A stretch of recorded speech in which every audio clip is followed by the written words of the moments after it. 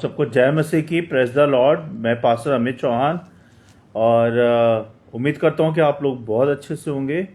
मैं 2 दिन से प्रचार नहीं कर पा रहा हूं, इसके लिए माफ़ी चाहता हूं, क्योंकि 2 दिन से मैं अपनी मौसी को देखने जा रहा था जो कि एडमिट है होली फैमिली में, और वहां से मैं लेट हो जाया करता था और आते आते मैं इतना थक जाता था कि मैं प्रचार नहीं कर पाया। उसके लिए माफ़ी चाहता हूँ।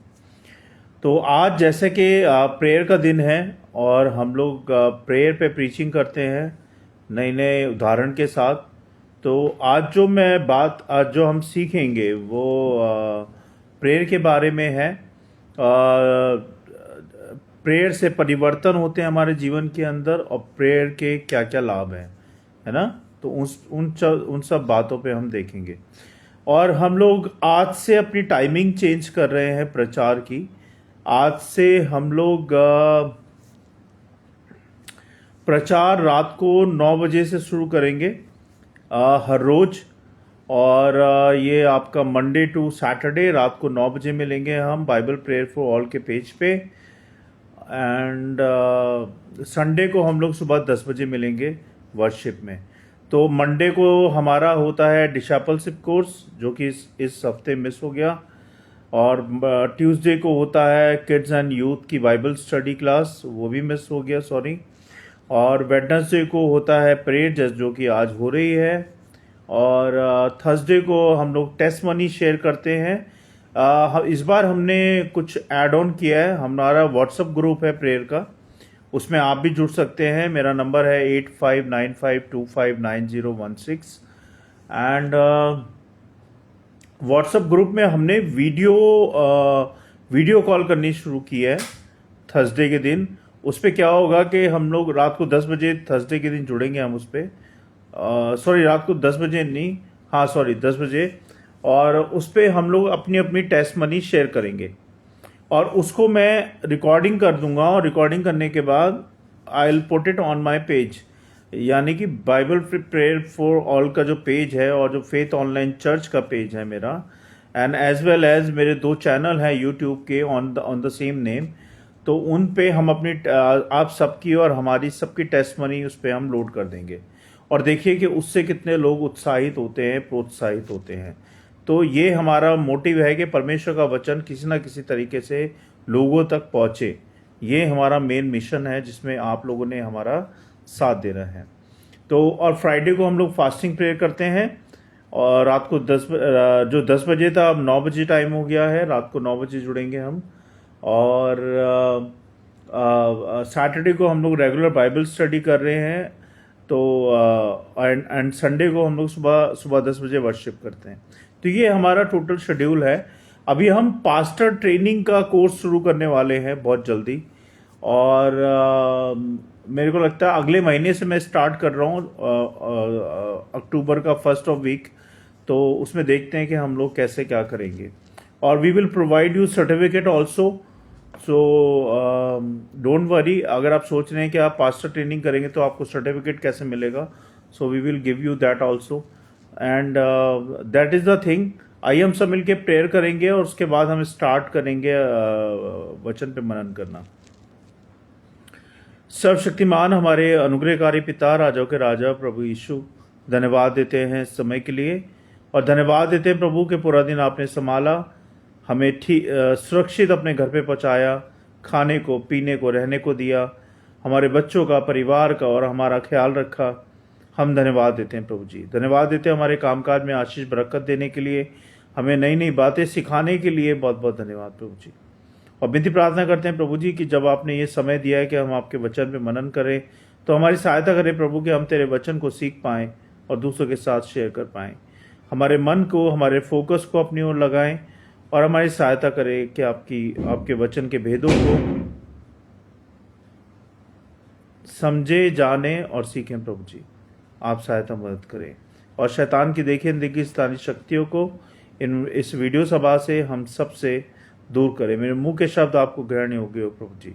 हमारी सहायता करें और अपनी उपस्थिति हमारे बीच में दे प्रभु जी। हम सारी बातों को आपके चरणों में रखते हैं, सुने ग्रहण करें प्रभु यीशु नासरी के नाम से, आमीन।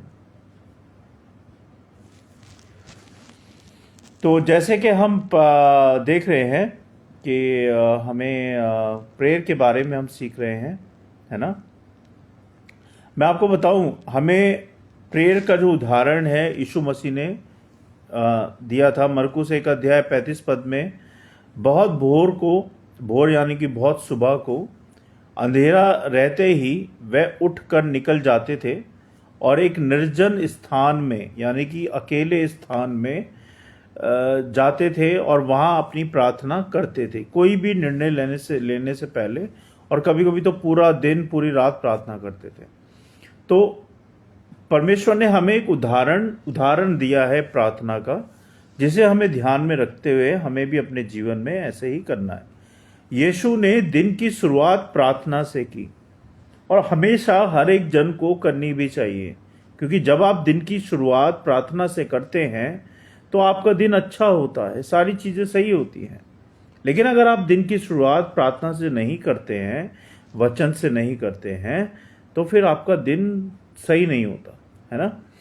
तो हमें भी अपने दिन की शुरुआत परमेश्वर के साथ करनी चाहिए। जब आप सुबह उठते हैं, फ्रेश होके आते हैं, 5 मिनट चाहिए, बस ज़्यादा नहीं, 5 मिनट में आके आप बाइबल पढ़ें, प्रार्थना करें और देखिए फिर आपका दिन कैसा जाता है। क्योंकि बाइबल पढ़ना और प्रार्थना करना आपका दिन सही जाए इसलिए नहीं होता, ये इसलिए भी होता है कि आप आत्मिक रीति से, जैसे आप अपने शरीर को खाना देते हैं रोजाना, ऐसी अपनी आत्मा को रोजाना खाना देना है। और आत्मा का खाना क्या है? परमेश्वर का वचन और परमेश्वर की प्रार्थना।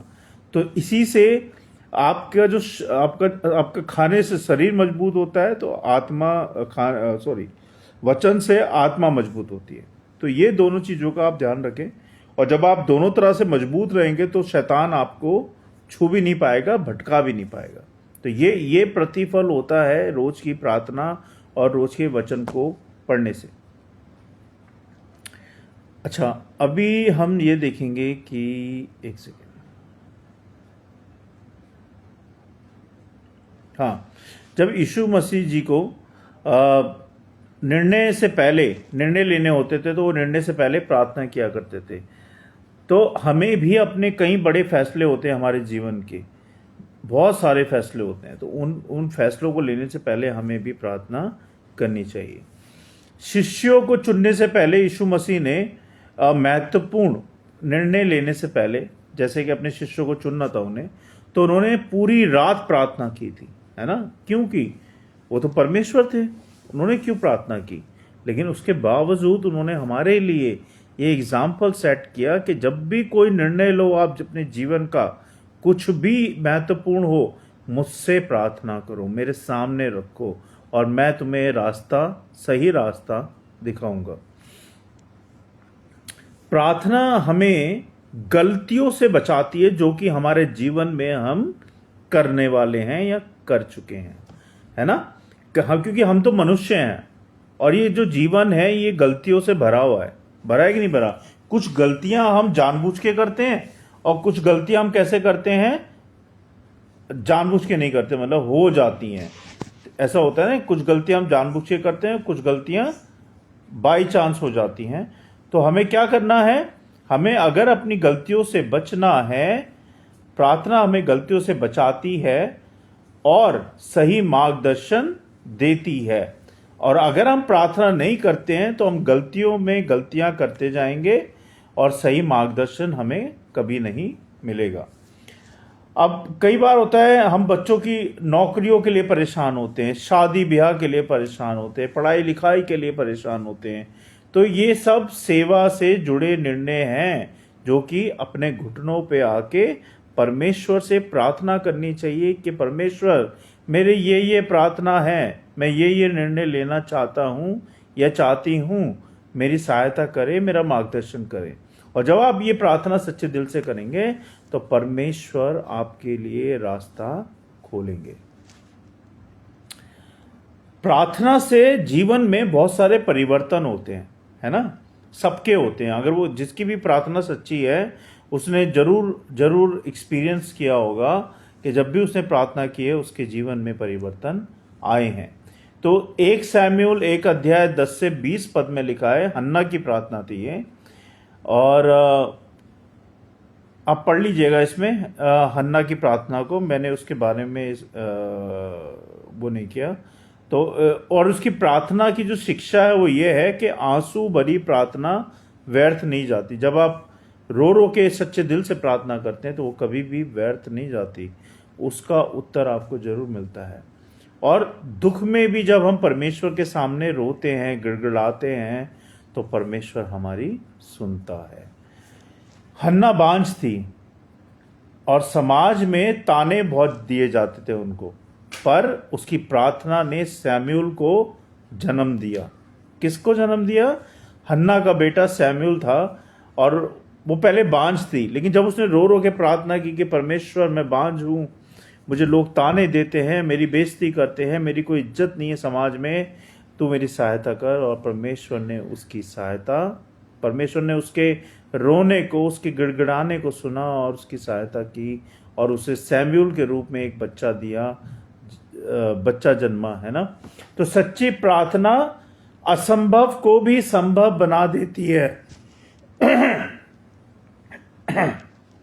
भाइयों बहनों, जब आप सच्ची प्रार्थना करोगे, चाहे कुछ भी इम्पॉसिबल हो, वो परमेश्वर के लिए पॉसिबल है। हमारे लिए इम्पॉसिबल है, बट परमेश्वर के लिए पॉसिबल है। और हर बात को, असंभव को संभव बना देती है। अपनी समस्याओं को इंसानों से नहीं, परमेश्वर से बतानी चाहिए। क्यों बतानी चाहिए? क्योंकि परमेश्वर सर्वशक्तिमान है, इंसान सर्वशक्तिमान नहीं है। और ना ही इंसानों के पास वो शक्ति है, सामर्थ्य है कि वो आपकी सहायता कर पाए। अगर वो सहायता भी करेंगे तो आपको 10 बार सुनाएंगे हमने आपकी सहायता की, है ना। लेकिन परमेश्वर जो है, बिना किसी बात के आपकी सहायता करते हैं, क्योंकि वो आपसे प्रेम करते हैं। दानियल 6 अध्याय 10 पद में लिखा है, कठिन परिस्थिति में भी प्रार्थना छोड़नी नहीं चाहिए, चाहे कैसी भी परिस्थिति हो। डर से प्रार्थना रोकना विश्वास की कमी होती है। अगर आप किसी के डर से प्रार्थना रोक देते हैं, है ना, तो वो विश्वास की कमी होती है। सच्चा विश्वासी कभी भी प्रार्थना करना नहीं छोड़ता, चाहे कोई भी कठिनाई हो, परेशानी हो। राजा के आदेश के बावजूद दानियल ने दिन में 3 बार प्रार्थना की। वो डरा नहीं राजा से, है ना। तो आपको भी नहीं डरना है किसी से। आपने जब प्रार्थना करनी है तो करनी है। आपको पता है कई बार क्या होता है, हम लोग बाहर निकलते और कहीं कुछ खा रहे होते, तो जैसे ऑफिस में खाना होता है, रेस्टोरेंट में खाना होता है, तो हम पहले इधर उधर देखते, कोई हमें देख तो नहीं रहा, हम प्रार्थना करेंगे तो अजीब तो नहीं लगेंगे। तो ये विश्वास की कमी होती है। लेकिन क्या होना होता है, जैसी मैं तो दिन में जैसी खाना खोलता हूँ मैं प्रार्थना करता हूँ, चाहे ऑफिस में हूँ कहीं भी हो, प्रार्थना की पहले और उसके बाद खाने का अन्न मेरे मुंह में जाता है। तो ऐसे ही करना चाहिए, बिना हिचक के, बिना डर के। चाहे 10 बैठे हों, चाहे 1 बैठा हो, चाहे 100 बैठे हो, प्रार्थना करनी है तो करनी है आपने। राजा के आदेश के बावजूद दानियल ने दिन में 3 बार प्रार्थना की। प्रार्थना हमें साहस देती है, कॉन्फिडेंस देती है, और परमेश्वर हमारी रक्षा करते हैं। जब लोग मना करें या हंसे तब भी प्रार्थना जारी रखनी चाहिए। जैसे कि हम किसी के जन्मदिन में गए, मान लो, और वो हिंदू फैमिली से हैं, और लेकिन आपको बुलाया है उन्होंने, और आप उनसे परमिशन लेते हैं कि क्या मैं प्रार्थना कर सकता हूँ इस जन्मदिन के लिए। और अगर उन्होंने आपको परमिशन दे दी तो आप प्रार्थना करना शुरू करते हो। और जब आप प्रार्थना करना शुरू करते हो तो वहाँ पे ऑफ कोर्स बच्चे भी होते हैं, बड़े भी होते हैं, जो कि प्रार्थना में इन्वॉल्व पूरी तरह से नहीं होते, और शोर हल्ला गुल हो रहा होता है, कोई हंस रहा है, कोई बोल रहा है, ये होता है नॉर्मली। तो आपको उस समय भी प्रार्थना को नहीं रोकना है। चाहे शोर है, चाहे हंस रहा है कोई, कोई रो रहा है, आपने अपनी प्रार्थना शुरू की है तो उसको ख़त्म करके ही आपने करना है ना। प्रार्थना को बीच में नहीं रोकना है।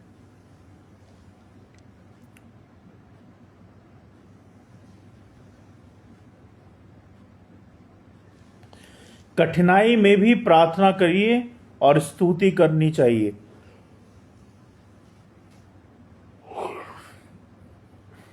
I am sorry. कठिनाई में भी प्रार्थना करनी चाहिए और स्तुति करनी चाहिए। प्रार्थना से बहुत सारे ऐसे बंधन होते हैं जो कि टूट जाते हैं। बहुत सारे ऐसे बंधन होते हैं जो आपको नहीं दिखते।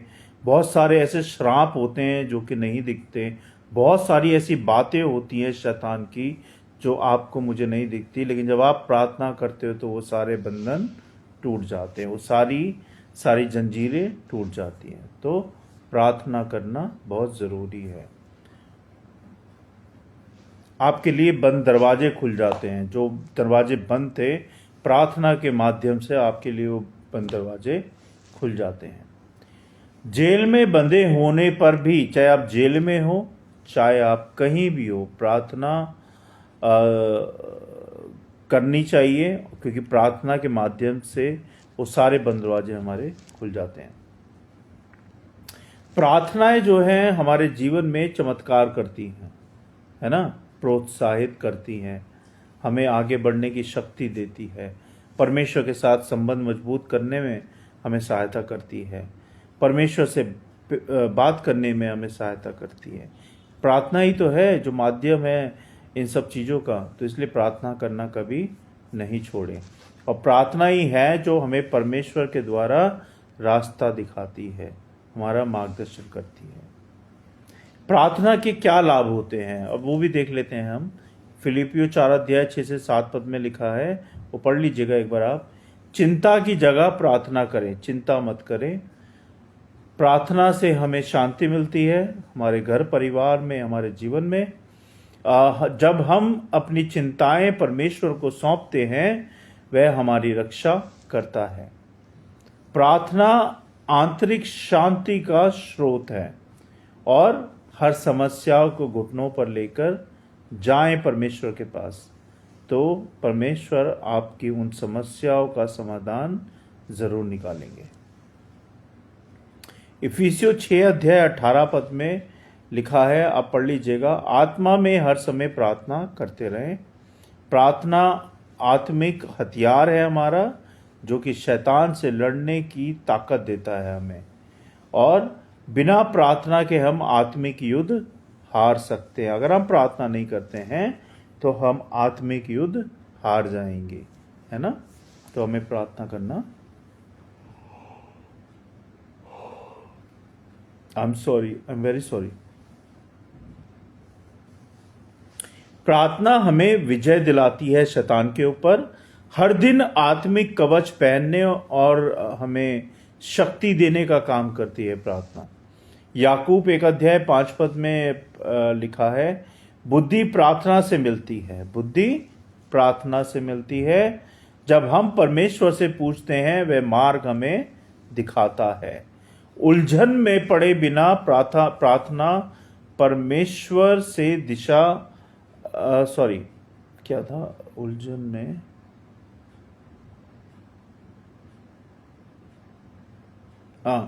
उलझन क्या कहते हैं, उलझन में पड़े बिना प्रार्थना करके परमेश्वर से मार्गदर्शन मांगे तो आपको रास्ता दिखाई देगा। प्रार्थना हमें सही रास्ते पर चलाती है, जो कि हमारे जीवन की यात्रा में बहुत जरूरी है। हर निर्णय से पहले परमेश्वर से पूछे, ना कि इंसानों से पूछे। कई बार होता ना, यार मैं अपनी मम्मी से पूछ के आता हूँ, मैं अपने पापा से पूछ के आता हूँ, मेरे को ये निर्णय लेना है। तो ऐसा ऑफकोर्स मम्मी पापा को बताना चाहिए, लेकिन सबसे पहले परमेश्वर को बताइए। परमेश्वर पिता आपका मार्गदर्शन करेंगे, है ना। याकूब 5:16 पद में लिखा है, धर्मी जन की प्रभावशाली प्रार्थना बहुत कुछ कर दिखाती है। धर्मी जन की प्रार्थना शक्तिशाली होती है। परमेश्वर अपने लोगों की प्रार्थना सुनता और उत्तर भी देता है। प्रार्थना से बीमार चंगे होते हैं और पाप क्षमा मिलती है, पापों से क्षमा मिलती है। प्रार्थना अद्भुत सामर्थ्य का साधन है हमारे लिए। दूसरों के लिए भी सच्चाई से प्रार्थना करें जब भी किसी को आपकी प्रार्थना की जरूरत है। आत्मिक प्रोत्साहन हम देखेंगे। मत्ती 7 अध्याय 7 पद में लिखा है, मांगो तो तुम्हें दिया जाएगा, ढूंढो तो तुम पाओगे, खटखटाओ तो तुम्हारे लिए खोला जाएगा। परमेश्वर हमारी प्रार्थना का उत्तर देते हैं। जब तक उत्तर ना मिले प्रार्थना करते रहो। प्रार्थना का उत्तर कभी हां भी हो सकता है और कभी ना भी हो सकता है, लेकिन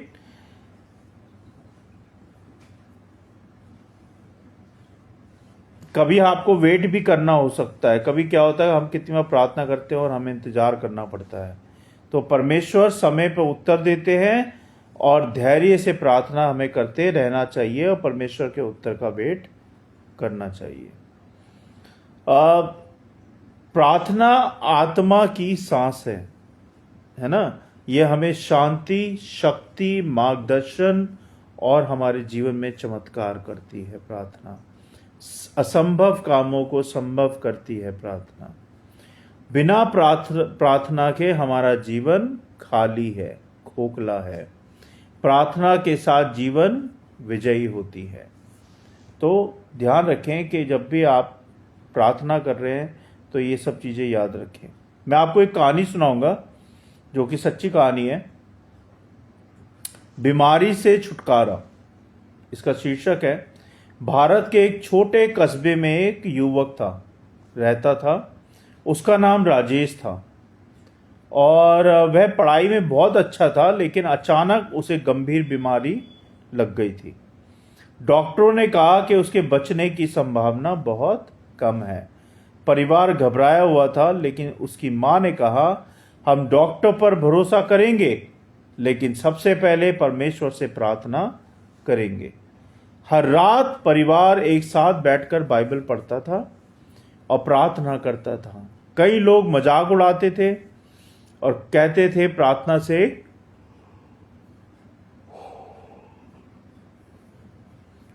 से क्या होगा, इलाज पर ध्यान दो, अपने डॉक्टर पे ध्यान दो। लेकिन मां और परिवार ने विश्वास नहीं छोड़ा। उन्हें लगातार 40 दिन उपवास और प्रार्थना की उन्होंने। धीरे धीरे राजेश की सेहत सुधरने लगी। डॉक्टर भी हैरान थे और बोले, ये मेडिकल साइंस से बिल्कुल परे है, तुम्हारा बेटा अब बिल्कुल ठीक हो गया है। अब आज राजेश पूरी तरह से स्वस्थ है और अपनी गवाही हर जगह देता है। मेरी माँ की प्रार्थना और परिवार के विश्वास ने मुझे मौत के मुंह से बाहर निकाल लिया। तो भाइयों बहनों, ये जो शिक्षा है इस स्टोरी की, वो ये है कि सच्ची और निरंतर प्रार्थना बीमारी और निराशा में आशा लाती है। परमेश्वर वही करता है जो इंसान नहीं कर सकता। तो हमेशा ध्यान रखें, प्रार्थना असंभव कार्यों को संभव बनाती है। डॉक्टरों के पास दवा तो होती है, लेकिन चंगा करने की शक्ति सिर्फ और सिर्फ पिता परमेश्वर यीशु मसीह के पास होती है ना। तो आप ध्यान रखें, जब भी आप प्रार्थना करते हैं ईमानदारी के साथ सच्चाई से प्रार्थना करें और मार्गदर्शन में चलें।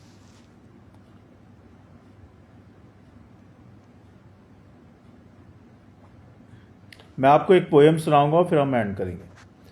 इसका नाम है प्रार्थना की ताकत। जब थक जाए जीवन का हर सफर, जब ना मिले दिल को कोई हम सफर, एक ही रास्ता है, एक ही सहारा, झुककर प्रभु से करना इकरार सारा। घुटनों पर आंसू जब बहते हैं तो स्वर्ग के द्वार भी खुलते हैं। ना कोई ताला ना कोई रोक, प्रार्थना तोड़ देती है हर शोक।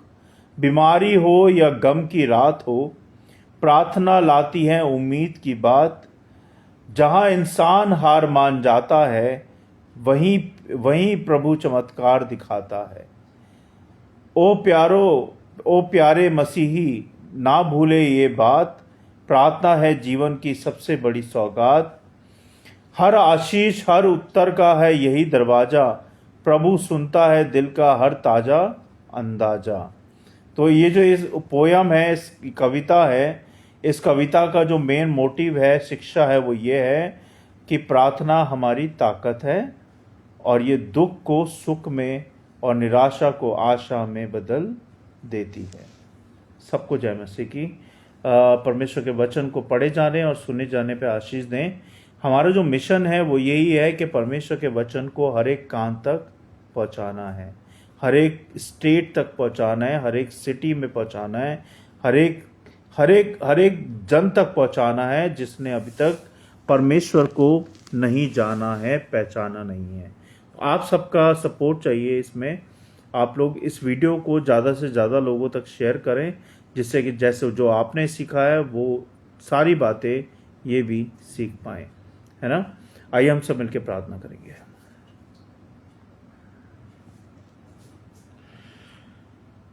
हे पिता परमेश्वर, राजाओं के राजा प्रभु यीशु, हम धन्यवाद देते हैं प्रभु कि आपने ये समय दिया कि हम आपके वचन को सीखें, जाने, पहचाने और अपने जीवन में लागू करें। परमेश्वर हमारी सहायता करें प्रभु कि हम आपके वचन को ग्रहण कर पाएं और उस पर चल पाएं। प्रभु जी हमारी सहायता करें प्रभु और हमें प्रार्थना करना सिखाएं। हमारे जीवन की यात्रा में प्रार्थना कितनी इम्पॉर्टेंट है ये आपने अपने वचन के द्वारा हमें बताया। इसके लिए बहुत बहुत धन्यवाद प्रभु जी। और हम धन्यवाद देते हैं प्रभु आज के वचनों के लिए, आपकी शिक्षा के लिए, आपकी सारी बातों के लिए हम धन्यवाद देते हैं प्रभु। होने दे प्रभु कि ये वीडियो उन कानों तक पहुंच पाए, उन लोगों तक पहुंच पाए जिन्होंने अभी तक आपका वचन नहीं सुना, जिन्होंने आपको अभी तक आपको नहीं जाना, ना पहचाना। प्रभु जी सहायता करें प्रभु इस वीडियो को फैलाने में, इस वचन को फैलाने में सहायता मदद करें परमेश्वर। जो लोग मुझे सुन रहे देख रहे प्रभु उन सबको ब्लेस करें, उनके परिवारों को, उनके बच्चों को, उनके कामकाजों को, सबको ब्लेस करें परमेश्वर। और सबकी रक्षा सुरक्षा सदा बनाए रखें और अपने अनुग्रह में रखें प्रभु जी। हम मिति प्रार्थना लेके आए प्रभु कि जहाँ भी बाढ़ के एरिया हैं, जहाँ पे अभी तक सेवा नहीं पहुँची प्रभु, वहाँ तक सेवा पहुँचाने में सहायता मदद करें। और जिन लोगों के मर गए हैं प्रभु उन लोगों की आत्माओं को शांति दें, और जिन लोगों के हॉस्पिटल में एडमिट है प्रभु उनको चंगा करने में सहायता मदद करें, वो जल्द से जल्द रिकवर कर पाए और वापस अपने घर जा पाए प्रभु जी। और जो लोग अभी तक बाढ़ में फंसे प्रभु उन सबको बाढ़ से निकालने में सहायता मदद करें। हम इतनी प्रार्थना करते हैं प्रभु अपने व्हाट्सएप ग्रुप के लिए, जिन लोगों ने की जो प्रार्थनाएं हैं प्रभु उन सबको उत्तर दे और उन सबको आशीषित करें और सबकी रक्षा सुरक्षा बनाए रखें प्रभु। हम इतनी प्रार्थना करते हैं प्रभु अपने बाबू के लिए प्रभु, जब बाबू ब्रेन हेमरेज की दवाई खा रहा है और छोटा है प्रभु अभी बहुत, तो उसको रिकवरी करने में सहायता मदद करें। और जैसे जैसे वो बढ़ रहा है प्रभु उसका जीवन बिल्कुल नॉर्मल होते जाए और वो ठीक होते जाए प्रभु जी।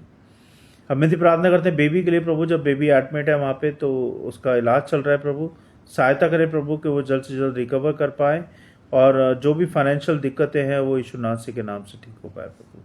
सहायता मदद करें और उनकी रक्षा बनाए रखें। जो भी दवाई गोली खाती है उसका असर दिखाएं परमेश्वर। हम धन्यवाद देते हैं प्रभु इस जीवन के लिए, इन सांसों के लिए, और क्षमा कीजिएगा प्रभु जो भी जाने अनजाने में जानबूझ के मैंने, मेरे परिवार ने, मेरे बच्चों ने, हम सब ने जो भी सारे पाप अभी तक किए हैं प्रभु, हमारे पापों के लिए हमें क्षमा करें, हम सबको शुद्ध करें, पवित्र करें और अपने लायक, अपने काबिल बनाएं। और धन्यवाद देते हैं प्रभु अभी तक संभालने के लिए, सारी आशीषों के लिए, हर बात के लिए धन्यवाद प्रभु जी। हम धन्यवाद के साथ सारी विधि प्रार्थना आपके चरणों में रखते हैं। सुने ग्रहण करें प्रभु यीशु नासरी के नाम से, आमीन।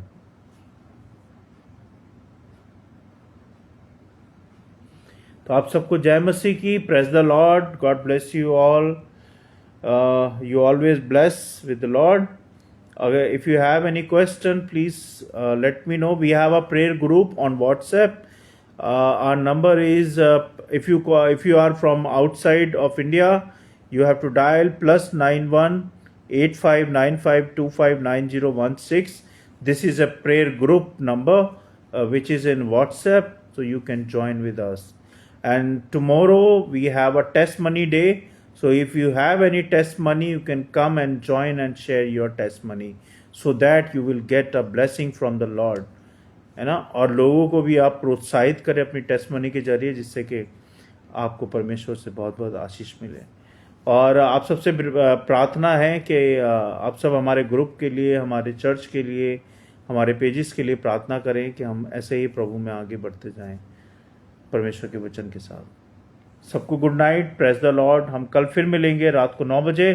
तब तक के लिए गुड नाइट। जय मसीह की। Thank you so much.